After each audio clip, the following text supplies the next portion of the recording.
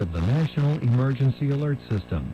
This system was developed by broadcast and cable operators in voluntary cooperation with the Federal Emergency Management Agency, the Federal Communications Commission, and local authorities to keep you informed in the event of an emergency.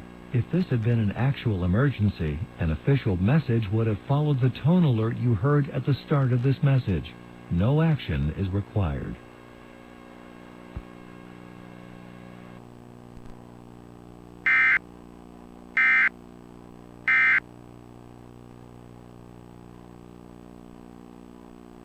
Just happened.